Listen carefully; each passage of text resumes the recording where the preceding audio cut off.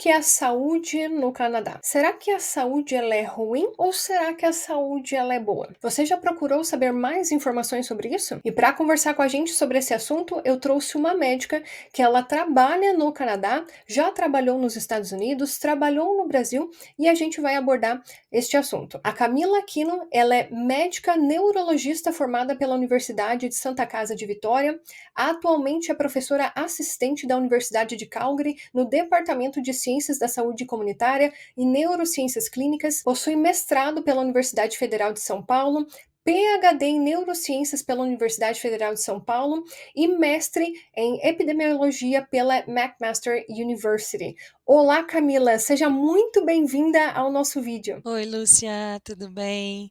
Que bom estar aqui com você hoje. Eu sou sua seguidora já, acho que desde 2019, e é muito bom poder falar com você e com o seu público aqui, que é um público muito especial. E você também é muito especial. Tive a oportunidade de conhecer a Camila pessoalmente quando eu estive em Calgary. A gente conversou um pouco mais sobre esse assunto, sobre o sistema de saúde, sobre o ser médico aqui no Canadá. E se você se interessa por esse assunto, assista esse vídeo até o final, que eu tenho certeza que vai valer muito a pena. Então, você, Camila, que é médica, com esse extenso currículo profissional, já trabalhou nos Estados Unidos, trabalhou no Brasil, trabalha aqui no Canadá, teve a experiência nesses três sistemas de saúde aos seus olhos. Como que você enxerga o sistema de saúde aqui do Canadá? Ele é ruim, como muita gente acaba dizendo? Ele é justo, como muita gente acaba dizendo? Aos seus olhos, você que trabalha no sistema, você que é médica, como que você enxerga isso? Muito interessante essa pergunta, Lúcia. Eu acho que não dá para definir o sistema sem explicar primeiro como ele funciona, né? Quando eu estava na faculdade, há muitos anos atrás, eu aprendi que o modelo de saúde canadense era um modelo, exemplo, né, para o desenvolvimento do SUS. Aí naquela época eu acho que eu não tinha a menor ideia do que se tratava falar isso, né, porque no Brasil nós temos a ideia de sistema público de saúde, o sistema de unidades básicas de saúde, que são estruturas feitas pelo governo, né, e também administradas pelo governo ou por organizações contratadas pelo governo, que vão contratar os médicos, os profissionais, enfim, toda a equipe ligada àquele atendimento. Então é um serviço que tem uma administração pública totalmente. No Canadá, é importante a gente entender primeiro que o sistema público de saúde aqui é um sistema provincial. Ele não é um sistema que é igual em todas as províncias. Então, é por isso que às vezes você ouve pessoas falando: ah, não, eu moro em tal cidade, eu moro em tal província, aqui está tudo bem. E outras falando: ah, não, aonde eu moro, para eu ter acesso ao médico de família, está demorando 2 a 3 anos. Então, essa é a primeira coisa que eu acho importante definir, né. Além disso, dentro do sistema de saúde, público canadense, existe uma forte parceria público-privada, ou seja, um determinado médico, ele pode montar a sua clínica, o seu consultório, né, de medicina de família ou até mesmo de especialidade, e atender pacientes pelo sistema público. Ou seja, você vai nessas consultas e você vai ter um atendimento, ambulatorial, mas ao final, ao invés de você pagar a consulta ou mostrar a carteira do seu plano de saúde, você vai mostrar a carteira do seu plano provincial. Essa oferta do sistema, do serviço público de saúde, ela não é feita em unidades necessariamente administradas de forma pública. Então, um médico que é totalmente licenciado no Canadá, ele pode ter o seu consultório dessa forma, né? E os hospitais também. Os hospitais, eles são hospitais geralmente administrados por organizações, assim como as OSS no Brasil, que vão administrar os hospitais para o sistema público. Essa é a primeira grande diferença, né? A forma e o local como esse sistema é administrado e como esse serviço é entregue. Aí eu dividiria também a questão do sistema de saúde em sistemas, né, de atenção primárias, secundárias e terciários. Então, quando a gente fala de primário, nós estamos falando daquela medicina mais preventiva, de baixa complexidade, enquanto quando nós falamos do terciário, nós estamos falando de um sistema mais complexo, né, cirurgias, hospitais, né, terciários, que são centros de referência. E o atendimento secundário seria mais aquele atendimento ambulatorial com especialistas, mas que não são necessariamente de tanta complexidade como o sistema terciário. O que acontece? O Canadá, tecnicamente, foca nesse sistema de atenção primária. Embora eu escute muitos brasileiros falando: "Ai, aqui não tem prevenção". Não, aqui tem prevenção sim. Eu recebo na minha casa todo ano uma carta do governo provincial de onde eu moro falando: "Você está atrasado no seu Papa Nicolau". Então, existe o sistema eh, primário, sim. Então, as pessoas fazem sua colonoscopia, seu Papa Nicolau, sua mamografia, né, todos os testes conforme indicados. Porém, alguns desses testes foram adaptados aqui para ter uma frequência menor do que a frequência com os quais são realizados no Brasil. Por exemplo, o próprio, né, exame, né, do colo cervical, ele aqui é feito a cada 3 anos, enquanto no Brasil, eu acredito, faz muito tempo que eu não estou no Brasil, que ainda seja um exame anual. Mas isso é por quê? Porque dentro da epidemiologia canadense, observou-se em estudos locais que o aumento da frequência desse teste, né, a frequência anual, ele, embora seja recomendado por guidelines em outros lugares do mundo, o custo-benefício não foi efetivo. Então, eles optaram por ter uma frequência diferente desses testes, né.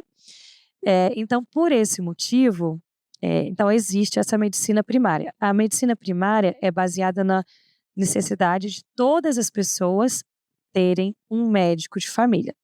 Aí eu não vou entrar na discussão do mérito que as pessoas dizem: "Mas o meu médico de família não é tão bom", né, porque eu não posso julgar, a qualidade de formação dos meus colegas. Mas eu diria que realmente eu vejo que talvez, né, o treinamento deles não tenha, os expostos ao mesmo volume de coisas e de pacientes e de pessoas que a gente vê no Brasil. Então, nem sempre a experiência clínica é a mesma desejável. Por outro lado, tecnicamente, todos devem ter um médico de família e as estatísticas mostram que 85% dos canadenses, das pessoas que moram no Canadá, né, que estão cobertas por planos provinciais, elas têm sim o seu médico de família, ou seja, apenas 15% da população não tem acesso ao médico de família. Claro que esse não é um número ideal, porém ainda assim a cobertura é bem ampla. E os médicos de família, tecnicamente, têm que fazer uma visita anual com seus pacientes. Muitas dessas visitas são apenas uma conversa, então aqui também a visita do médico de família, ela é como se fosse dividida em 2 visitas. Uma visita é uma conversa, é um questionário, é um bate-papo, uma anamnese, e às vezes vem uma outra visita, que é a visita para o exame físico. Isso é muito diferente para nós que somos treinados no Brasil.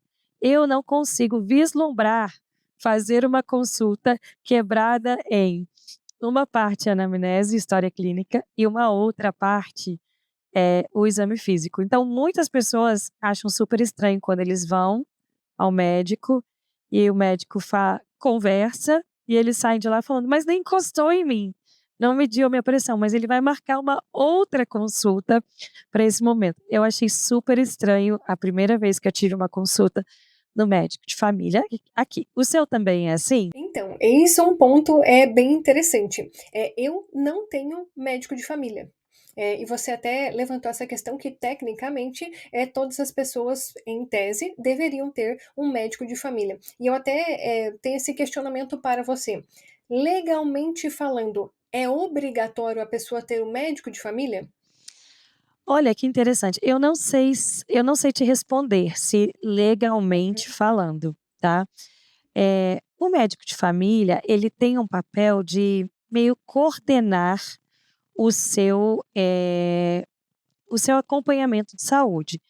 Então, por exemplo, se você precisar de um especialista, se você não tem um médico de família, vai ficar muito difícil conseguir esse encaminhamento para o especialista. A maioria dos especialistas só vão aceitar, o paciente que venha encaminhado. Então, eu tenho muitos pacientes que não têm médico de família, que na época tiveram, foram encaminhados para mim, os seus médicos se aposentaram, se mudaram de província e eles estão na fila para conseguir o novo. O que que acontece? Algumas vezes, se eu quiser referenciar esses pacientes para uma outra pessoa, eles obrigatoriamente precisam conseguir um médico de família para obterem esse encaminhamento ou esse exame adicional ou, e até mesmo o especialista, ele não pode cobrar ou ele tem que cobrar um valor diferenciado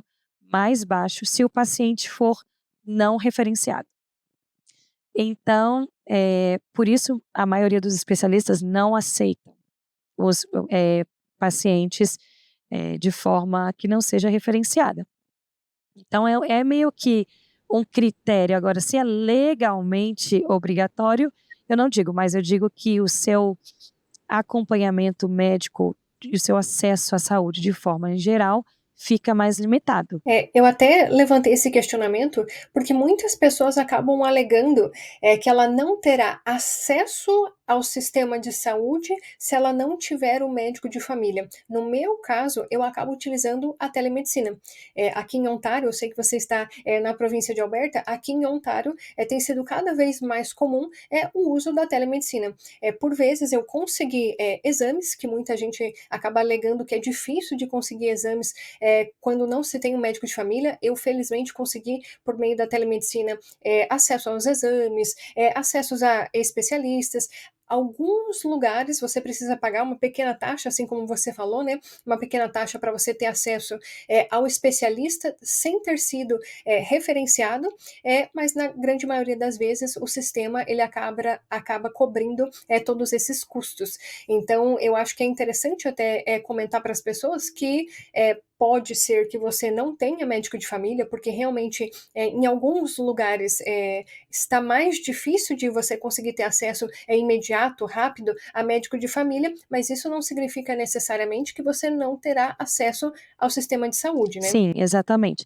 Porque, em muitos lugares tem não só a telemedicina, como, né, você mencionou, mas também as walk-in clinics, né, que são clínicas, eh, que seriam modelos de, pronto atendimento no Brasil, né, seriam equivalentes a pronto atendimento.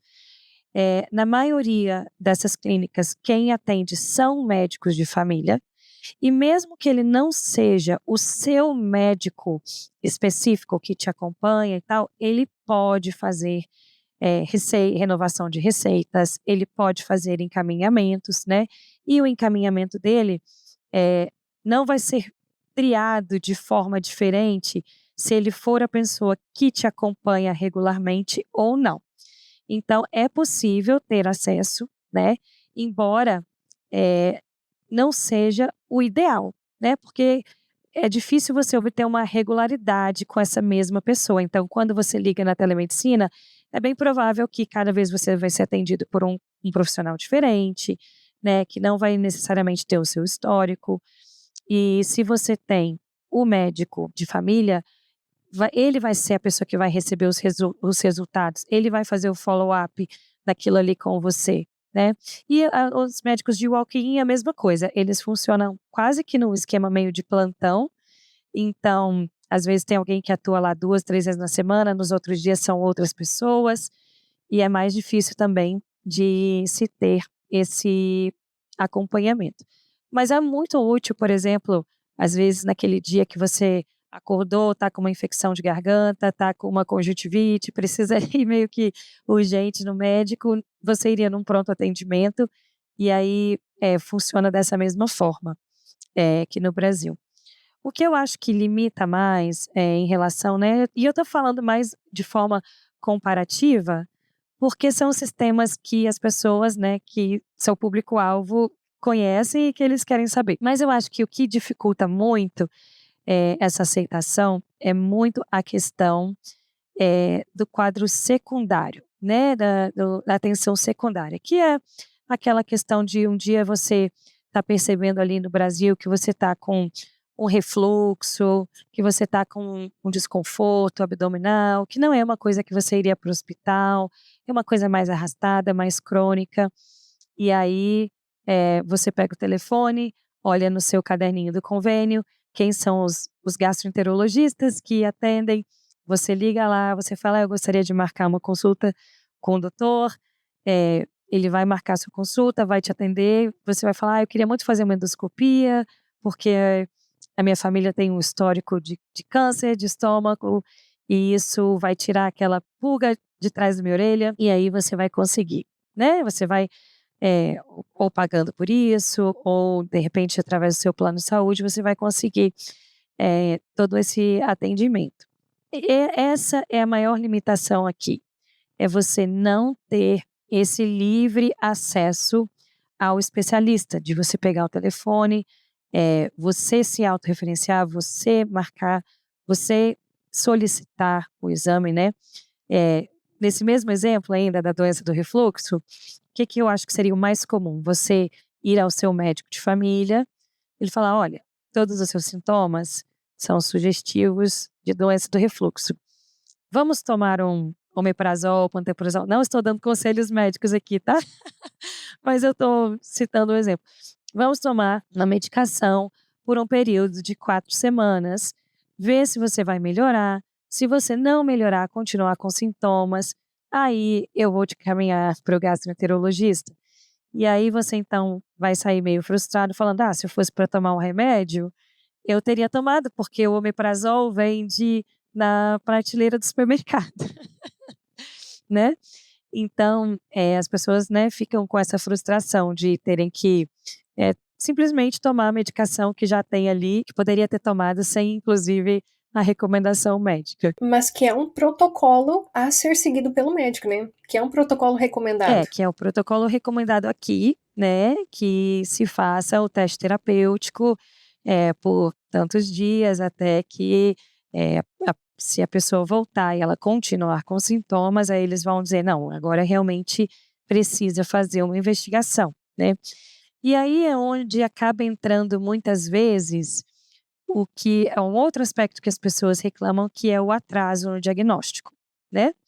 Então, essa abordagem, digamos que ela vai funcionar muito bem para 95% das pessoas. Para aqueles 5% que tem uma úlcera, que tem um quadro mais grave, né, que tem um tumor inicial ali, enfim, essa abordagem talvez, ou na verdade quase certamente, vai levar a um atraso no diagnóstico, né, em comparação ao que seria um prazo de diagnóstico, por exemplo, que seria feito no Brasil. Perfeito. E é o muita gente, dada essa questão, eles acabam pensando: "Poxa, se for para ser assim, eu vou para o Brasil, ter o meu atendimento lá, é porque eu tenho um convênio particular, eu consigo, fazer o tratamento lá, do que aguardar, por um atendimento médico especializado no Canadá". Como que você enxerga isso? É porque eu até conheço alguns casos de pessoas que realmente retornaram para o Brasil para buscar, atendimento médico. Ai, eu acho essa uma questão tão delicada, porque, eu entendo totalmente, as pessoas que tomam essa atitude, e não só, não é só, eu não acho que seja só a questão do tempo, do atraso, do acesso, eu acho que existem outras coisas, por exemplo, a comunicação, né. A pessoa que às vezes ela não necessariamente está se sentindo totalmente confortável no seu inglês, na sua comunicação com o médico, na forma como o médico vai, eh, tratar, né, aquela relação médico-paciente que não é tão aprofundada aqui, eu acho, sabe. Existe uma barreira muito grande, uma barreira de acesso, no sentido de que, se você tem um médico que te acompanha no Brasil, você tem até o WhatsApp dele, que você vai ligar, vai conversar, né, e aqui você jamais vai ter isso, você vai ter que ligar na clínica do seu médico, deixar um recado, eles têm 48 horas para te retornarem, né, e geralmente quem vai retornar vai ser a enfermeira, vai ser a assistente, né.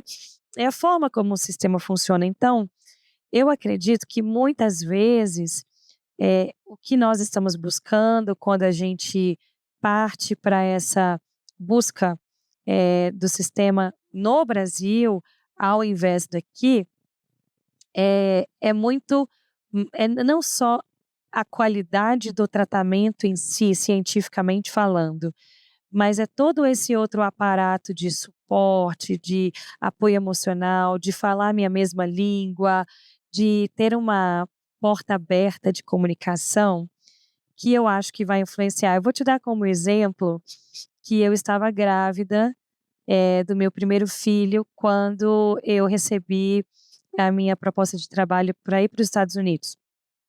E, eu estava grávida de mais ou menos 4 ou 5 meses, e eu poderia ter ido grávida, e meu filho poderia ter nascido lá. E todo mundo falou: "Nossa, vai, você vai ter um filho americano". Eu falei: "Não, eu não vou largar do meu obstetra".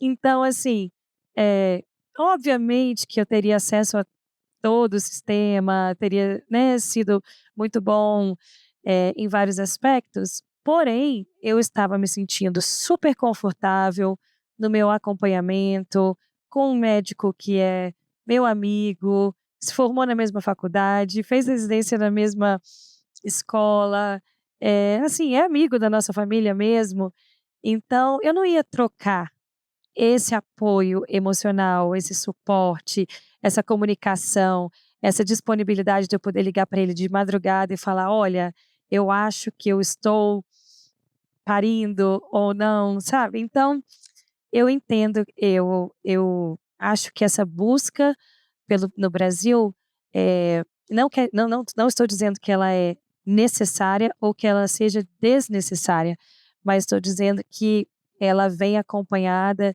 de muitas outras coisas que nós estamos buscando como pacientes. Então é uma busca muitas vezes justificada, eh, mas eu posso dizer que, do ponto de vista científico, não necessariamente obrigatória, digamos assim, né. Porque aí vem o aspecto que eu ia dizer, do sistema terciário, né, que esse é um ponto, assim, que eu acho muito forte aqui no Canadá, apesar dos hospitais serem hospitais extremamente simples, em comparação a hospitais de grande porte privados no Brasil, que tem uma hotelaria maravilhosa, com quarto individual, com aquela bandeja de 4 opções de sobremesa que vem no quarto, né, que na verdade nem todo mundo que está no Brasil tem acesso a isso, mas eu estou dizendo assim, eh, isso é o que as pessoas tendem a comparar o sistema canadense, né. Nesse exato momento, enquanto nós nos falamos aqui, eu estou com uma tia internada num hospital do SUS do Brasil, eh, que até me emociona um pouco de falar, porque eu sei as dificuldades que ela está passando, né, então, da falta de profissionais, de ter desenvolvido escaras de decúbito, porque não tem, enfermeiros em horários corretos para irem lá virá-la na cama e oferecerem, né, um suporte maior, então, os próprios familiares às vezes têm que estar lá trocando as fraldas do paciente, né. Então, enfim, eh, eu ia dizer que existem esses 2 mundos no Brasil, né, e aqui nós temos um único mundo.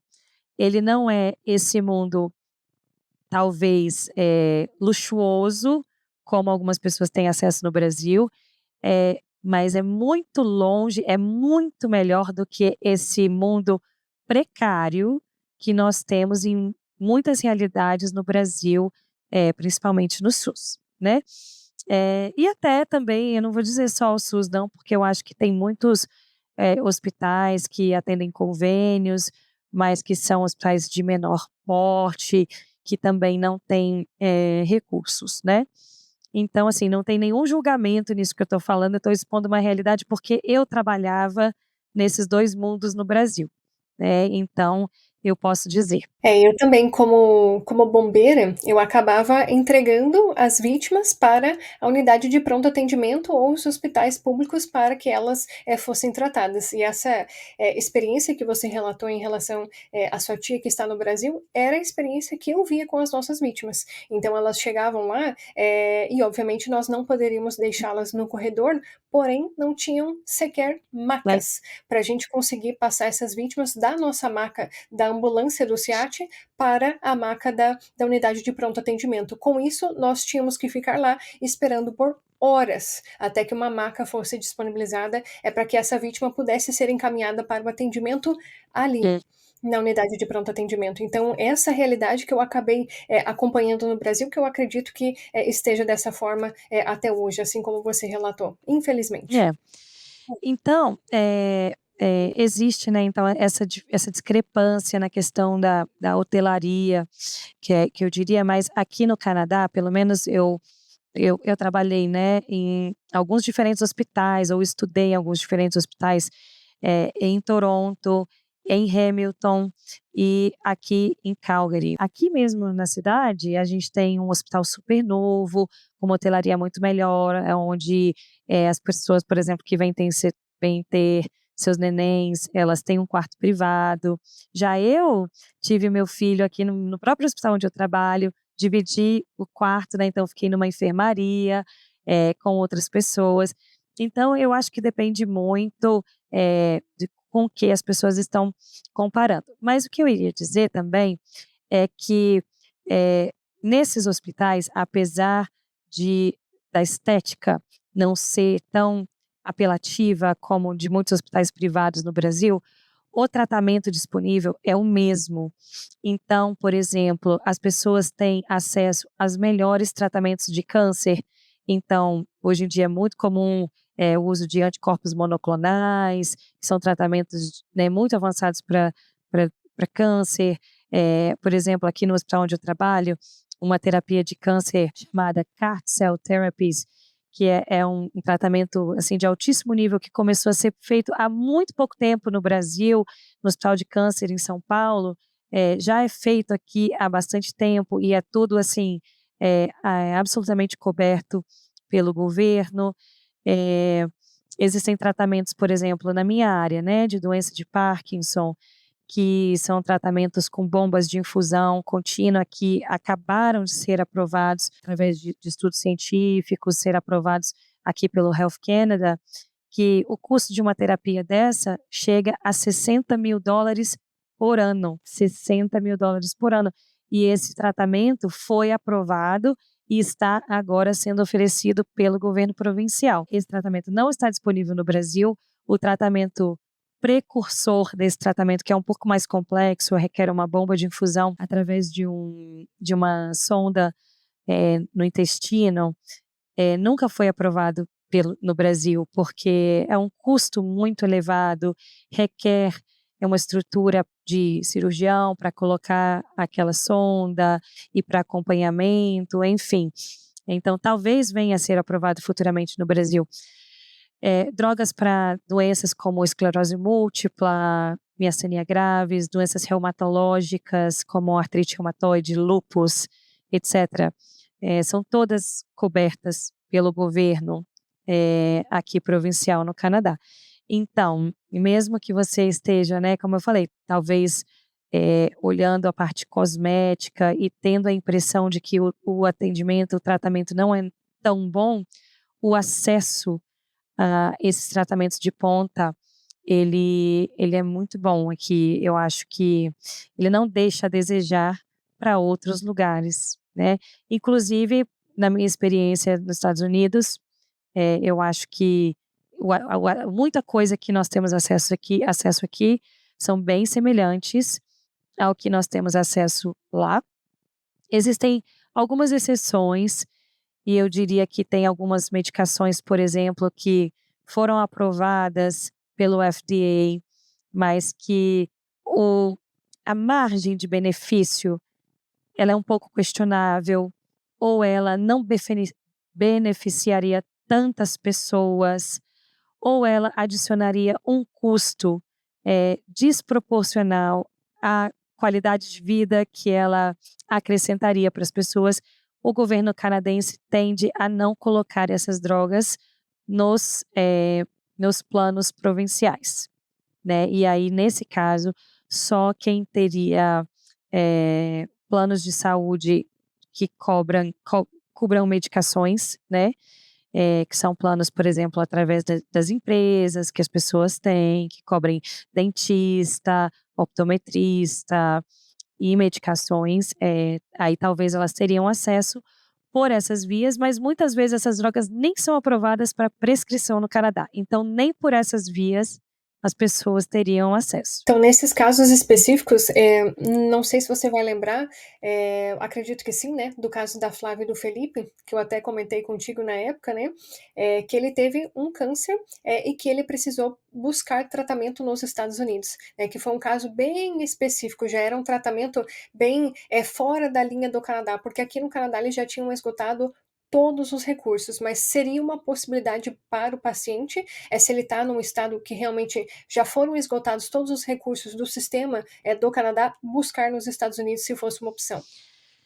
A questão que mais impede algumas pessoas de conseguirem fazer isso é assim, se for, um tratamento que seja, digamos, um tratamento experimental, né, um caso de um clinical trial, alguma coisa nesse sentido, geralmente o centro que está oferecendo o tratamento vai ajudar um pouco a custear, as questões de transporte, logística, vai ter um pequeno suporte, né, para que essa pessoa participe e possa ter acesso a essas medicações.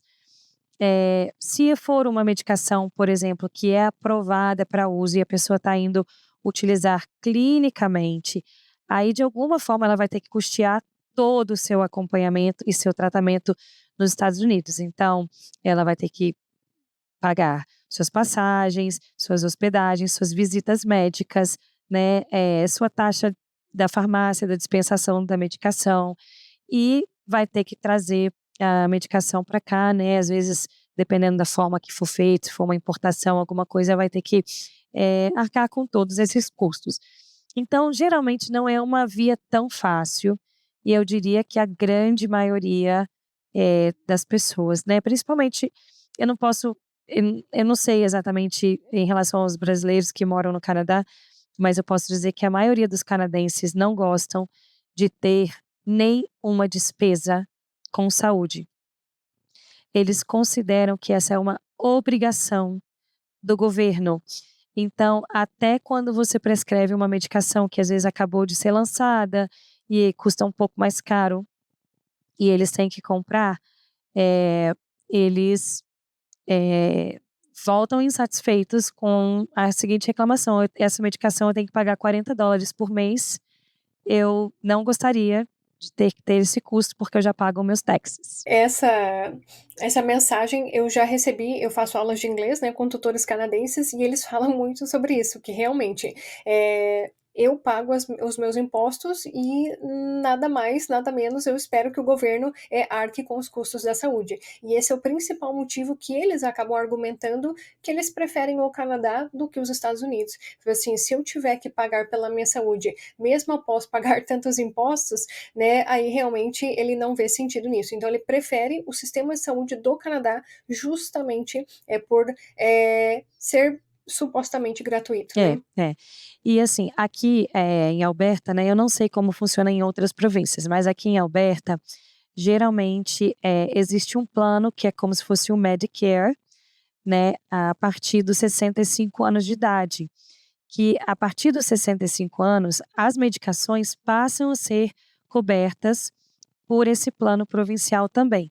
Porque nós falamos aqui de consultas médicas, de visitas ao hospital, e de muitas medicações que são medicações consideradas especiais, que as pessoas têm acesso. Mas a medicação do dia a dia, da pressão, do diabetes, da asma, né, elas, para pessoas menores de 65 anos, né, para mais jovens de 65 anos, digamos, a maioria, elas não têm essa cobertura, né, elas compram, pagam por suas próprias medicações, a menos que elas tenham esse plano adicional, essa extensão, pelo trabalho, né, pelos planos de saúde mesmo, né, que são seguros de saúde.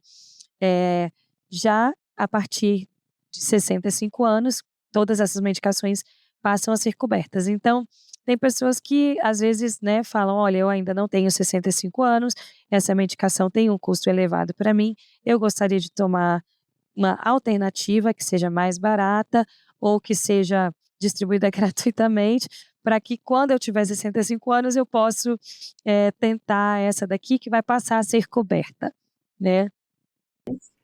Que interessante. Aqui em Ontário também é assim. Existe uma parte do OHIP, que é o sistema aqui de Ontário, que eles também, a partir dos 65 anos, que então o sistema vai cobrir determinados medicamentos. Mas são alguns medicamentos, são 5.000 medicamentos que são cobertos após os 65 anos. Se também tiver fora disso, aí não vai ser mais coberto. Uhum. E Camila, é muito interessante toda essa sua visão sobre o sistema de saúde. Eu acredito que há muitos médicos que estão ouvindo aqui essa nossa conversa e que eles se interessariam em trabalhar aqui no Canadá. Você se importaria de comentar um pouco mais sobre a sua jornada? Porque muitos, penso eu, que estão lá no Brasil, fizeram a residência e acham que é um processo muito demorado, muito custoso. Como que você enxerga a jornada de um médico aqui no Canadá para ele trabalhar sem supervisão? Olha, a primeira coisa que eu digo é muita paciência. Qual que é o problema, Lúcia? Eu acho que a maior dificuldade é o fato das pessoas terem dificuldade a acessarem informações que possam guiá-las nesse processo. Não existe um lugar aonde você vá, seja um site do governo, seja um site Colleges of Medicine, né, que seria os conselhos regionais aqui, não existe um único lugar que coloque toda a informação para o médico que deseja vir para o Canadá. Então a pessoa não sabe nem por onde começar a procurar. E eu posso dizer que essa também foi a minha realidade, porque eu vim para cá, fazer um clinical fellowship, e a minha intenção não era de ficar, no Canadá. Minha intenção era de passar 1 ano, fazer o meu treinamento numa área de interesse específico e retornar ao Brasil, para trabalhar lá. E acabei estendendo para o 2º ano, para 2 anos e meio e, enfim, acabamos aprendendo sobre essa jornada durante o caminho, né. Então, pegava uma informação aqui, uma outra informação ali, outra ali. O que que eu acho importante dizer? De fato, para quem, se formou como médico no Brasil, mas ainda não fez a residência médica, essa pessoa só tem um caminho aqui no Canadá, que é realmente de fazer a residência médica. E esse é um caminho maravilhoso. Por quê? Porque é um caminho que vai dar a esse médico, ao final, uma prática totalmente independente. Então, esse médico que fez a residência no Canadá, ele tem uma licença livre para trabalhar em qualquer província, em qualquer lugar, dentro da especialidade que ele executar aqui, na residência médica. É claro que uma outra questão é a dificuldade de acessar a residência médica e todos os requisitos para isso, né, que no caso, para você entrar na residência no Canadá, você já tem que ter o PR, e é aí que muitas pessoas, ou desistem ou se embolam, né, no sentido de acabam, tomando outros caminhos para conseguirem o PR, que vai dificultarem muito a execução da aproximação com a vida médica no futuro. Então esse é um papo para uma conversa, independente. Mas, existem, né, outras possibilidades também, das pessoas atuarem, em áreas alternativas, como por exemplo de clinical assistant, ou em áreas de pesquisa, se elas têm interesse nessa área, né. Eh, Até que elas possam chegar, né, a uma condição em que elas estejam prontas para fazer a residência médica. Eh, Outras pessoas podem vir, se você já tem uma especialidade no Brasil, eu acho que vir para o Canadá, fazer um mestrado ou fazer um fellow, aliás, até para quem não tem residência, o mestrado é um bom caminho também, né, porque é um caminho que você vai estar mais próximo da medicina do que você ir fazer uma coisa completamente diferente, começar uma nova área, né. Eh, e aí assim, eh, existem processos provinciais que podem permitir com que médicos com, título de especialista no exterior trabalhem aqui. É um processo chamado Practice Readiness Assessment. Ele está disponível em algumas províncias, tá. Não é uma coisa tão fácil de conseguir se você ainda não passou por uma experiência no Canadá. Então, de repente vir, fazer um fellowship ou fazer alguma experiência na área de pesquisa ou alguma experiência como mestrado, enfim, tudo isso pode, acrescentar credenciais, aperfeiçoamento do idioma, networking, né, que são outros caminhos que podem ajudar. No meu caso, especificamente, eu já tinha feito no Brasil, né, a residência, já tinha feito mestrado e vir para, como eu falei, vim para cá para ficar 1 ano e, fazendo um fellow e fui, estendendo esse fellow. Mas uma coisa que eu acho crucial é que com 1 ano de fellow, eu já tinha adquirido a experiência canadense que eu necessitava para aplicar e abrir o meu perfil no Express Entry. Então, na metade desse fellow, que acabou sendo de 2 anos e meio, eu apliquei, e aí consegui a minha residência permanente, e cheguei a cogitar usar isso para fazer a residência, né. Então, pra dizer que, às vezes, o caminho de vir fazer o fellow, mesmo que não necessariamente ele te abra a porta para trabalhar como médico, como a residência te abre, mas ele também é um caminho que te permite chegar à residência permanente, somando todas as outras coisas, o inglês, os outros pontos que você precisa, né, no seu perfil. Eh, então para mim e aí assim, por esse caminho, obviamente eu teria a possibilidade de fazer a residência, ou teria a possibilidade de tentar uma coisa chamada uma licença acadêmica, porque eu sempre fui uma pessoa acadêmica, eu sempre, né, estive nesse caminho de pesquisa, de ensino, então eu optei, né, como eu vi que haveria essa possibilidade, por ficar aqui por essa via. Então, eu sou contratada de uma universidade, trabalho na linha de ensino, pesquisa e clínica, e assistência clínica, porém, eu não tenho uma full license, eu não tenho uma licença que me permita mudar para outra província e trabalhar lá. Aliás, eu não tenho uma licença que me permite trabalhar numa outra entrada do meu hospital. Eh, Ela é uma licença bem restrita, né, vinculada à universidade aonde eu trabalho, mas que atende todas as os meus, anseios profissionais. Então, pra mim está tudo bem, que a minha licença seja uma licença um pouco mais restrita.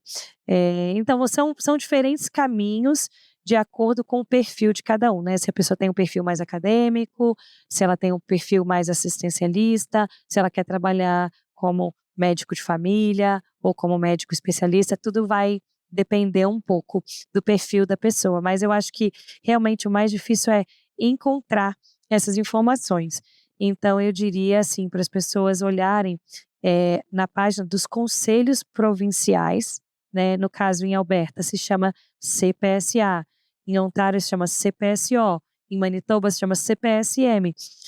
Quais são os critérios de cada província para que um médico estrangeiro possa trabalhar lá e quais são as outras oportunidades alternativas para os médicos estrangeiros. E eu até gostaria de levantar uma questão interessante, você falou sobre a aplicação da residência permanente. Felizmente, hoje, há programas provinciais que estão dando prioridade para profissionais da saúde, especialmente médicos generalistas e médicos especialistas. Então, se porventura você já tem um nível de inglês, já fez o teste de proficiência, vale a pena também você tentar a residência permanente do Brasil, para você também já começar com o pé direito essa sua jornada para conseguir a validação de diploma, enfim, ou talvez tentar outro caminho, como o mestrado, por exemplo. E até uma das etapas, as primeiras etapas desse processo de validação do diploma médico, ela pode ser feita do Brasil.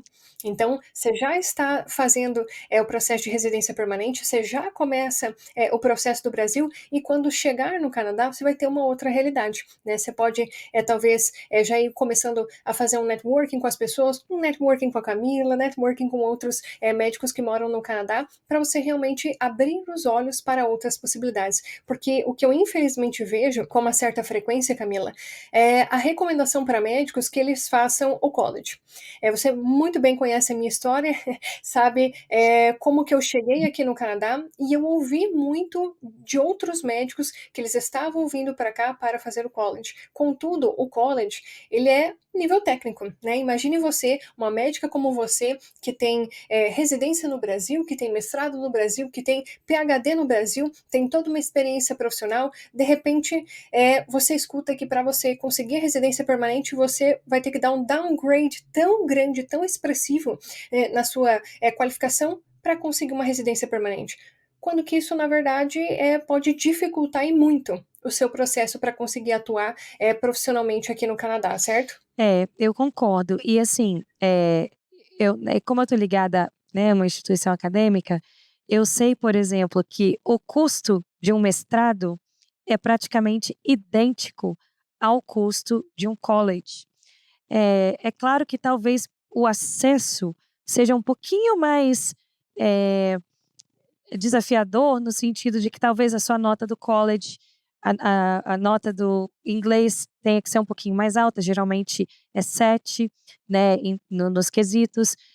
Você tem que entrar em contato com um orientador, ele precisa te aceitar, né, então você tem que fazer uma carta aí, de interesse que seja bastante apelativa. Geralmente as pessoas precisam ter uma bolsa para te pagar, mas eu recebo o tempo inteiro pedidos de estudantes de mestrados do Irã, do Paquistão, da Índia, de todos os lugares, e as pessoas não têm vergonha de bater na porta e pedir. Inclusive, Lúcia, eu não sei se eu já te contei isso, mas eu consegui o meu fellow no Canadá literalmente perseguindo na rua uma professora canadense que foi num congresso dar uma aula em São Paulo, e eu falei: eu quero que essa pessoa seja minha supervisora do fellowship.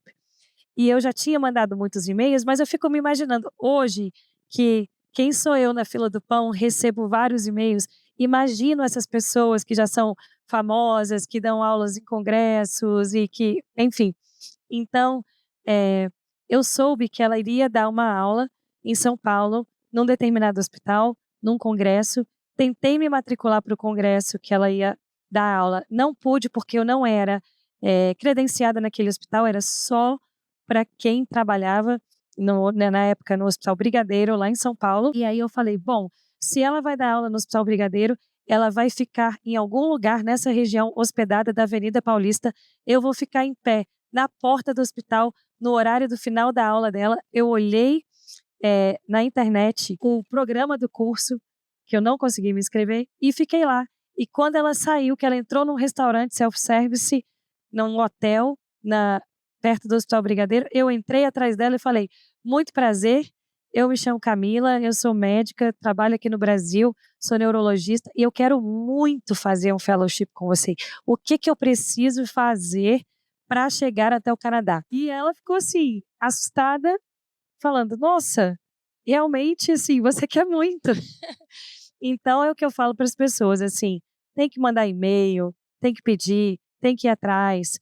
Eh, da mesma forma, quando eu fui fazer um estágio observador nos Estados Unidos, eu comprei um livro da minha área de interesse. Eu olhei, quem que é esse autor? Onde ele trabalha? Ah, ele trabalha na Baylor College of Medicine. Tá bom, deixa eu ver se eu acho o e-mail dele no site dessa instituição. Olha, eu posso ir aí fazer um estágio, mas para isso, claro, você tem que estar confiante no seu inglês. Hoje em dia tem o chat GPT, gente. Na minha época não tinha Grammarly.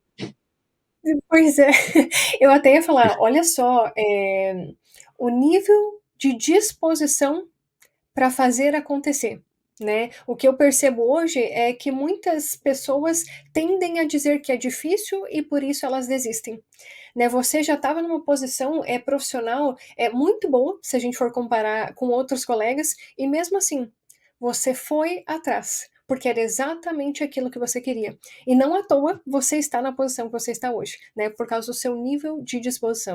Não, eu fui realmente. E enfim, essa não foi só uma das dificuldades, né, eu acho que eu mencionei aqui, que depois daquele primeiro ano do fellow, eu apliquei para o PR, mas eu não mencionei que o meu PR foi negado 3 vezes, e que foi na 4ª vez, quando eu já tinha ido embora, que eu, de fato, consegui. Então, assim, eu acompanhei o seu drama do PR, sentindo na pele a sua espera, eh, praticamente revivendo as emoções e os sentimentos e os altos e baixos que eu também tive, né, eu digo, eu estou falando eu, mas no caso nós, né, que eu e meu esposo, passamos durante, toda essa fase. E, aquilo, a mesma coisa que você passou, né, às vezes, eh sendo negado porque não mandamos a cópia, juramentada da parte de trás da certidão de casamento, mas a certidão de casamento era branca atrás, como que eu ia saber que tinha que ter o verso, né. Na outra vez eu não pude fazer o raio-x porque estava grávida, na outra vez faltou um documento que eu não tenho a menor ideia do que seja, então, até hoje não tenho a menor ideia do que seja. Então é isso, né, essa persistência. Então, claro, fizemos o primeiro ano, submetemos o PR, mas não foi tão fácil assim, submetemos e recebemos ali e por aqui ficamos. Não, foram muitos altos e baixos, e aí veio um retorno para o Brasil, uma ida para os Estados Unidos, que na verdade eu acho que acabou servindo muito de experiência e também de credencial para conseguir depois voltar e entrar, no sistema canadense. Então, eu tenho muita história, para contar de nível de disposição, viu. Exato. E eu tive a oportunidade de escutar a Camila, pessoalmente, quando eu a visitei, lá em Calgary. Tem muitos detalhes nessa história, realmente não foi nada fácil, não é fácil, né, mas foram situações adversas que realmente colocaram vocês em uma posição, bem delicada, e eu fico muito feliz que o sistema canadense tem uma profissional, tão incrível, tão ímpar como você. E eu, tenho a felicidade de poder te chamar de amiga, da gente, ter esse contato. Você me ajudou muito na minha jornada, em toda a minha história. Escutar a sua história para mim, por mais que tenha sido dolorosa para você, mas me mostra que realmente o processo ele é difícil, independentemente para quem seja, por mais que seja um profissional qualificado, não importa. O processo por si só ele acaba sendo difícil e a gente tem que passar por ele, né? Se nós estivermos dispostos, teremos que lutar para isso. E eu quero te agradecer enormemente, Camila, por você ter compartilhado um pouquinho da sua experiência, da sua inteligência, né, aqui para nós, de toda a sua sabedoria, e eu tenho certeza que foi muito útil para várias pessoas, para quem está querendo conhecer um pouco mais sobre o sistema de saúde, para os profissionais médicos que desejam trabalhar aqui no Canadá. Então, muitíssimo obrigada. Imagina, eu gostaria de deixar uma mensagem, assim, bem positiva, de otimismo para as pessoas, que realmente, assim, são escolhas, né, e se você me perguntar: "Eu estou certa do que eu estou fazendo? Eu estou certa?" Não a gente não precisa estar certo de tudo, a gente pode mudar, a gente pode, né, de repente, escolher outros caminhos ali, mas a gente tem que tentar, né, e é isso que eu venho fazendo, tentando o meu melhor aqui, não é fácil, né, a gente todos os dias tem uma batalha e, às vezes também você tem que estar disposto a se colocar em situações que não necessariamente você gostaria, por exemplo, eh, se você vem com a família, às vezes um consegue num determinado momento uma oportunidade, o outro não necessariamente consegue naquele mesmo momento ou naquele mesmo lugar. Então já a gente, né, vive no nosso dia a dia aí, essas dificuldades de, coisas que não se encontram no momento certo, na hora certa que nós gostaríamos, mas a gente entende que nem sempre as coisas acontecem no nosso momento, né.